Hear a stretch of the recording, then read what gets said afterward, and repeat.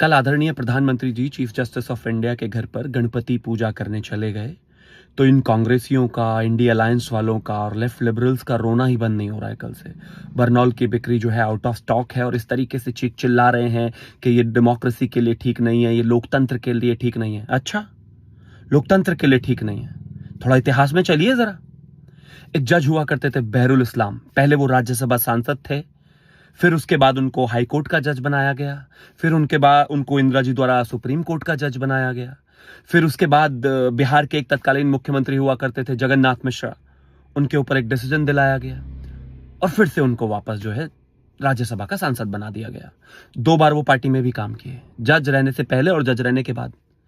कमाल बात करते हो, कम से कम कुछ तो इतिहास याद रखना चाहिए। छोड़ दीजिए इसको, कौन भूल गया जस्टिस रंगनाथ मिश्रा को?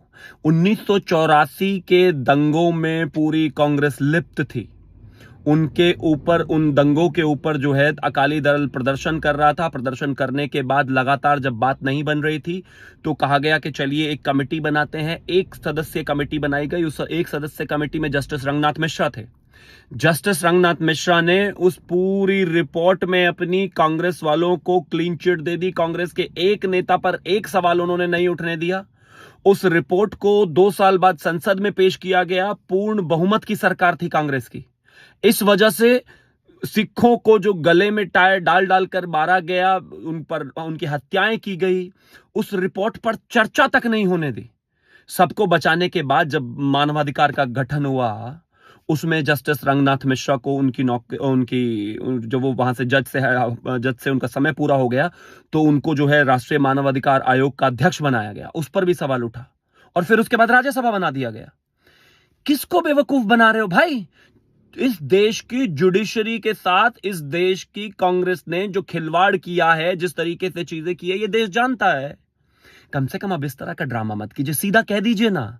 गणपति विसर्जन से, गणपति पूजा से दिक्कत है, गणपति से नफरत है, पूजा से नफरत है, हिंदू धर्म से नफरत है, सीधा क्यों नहीं कह देते? वरना इस तरह के आयोजन तो पहले भी बहुत हुए हैं।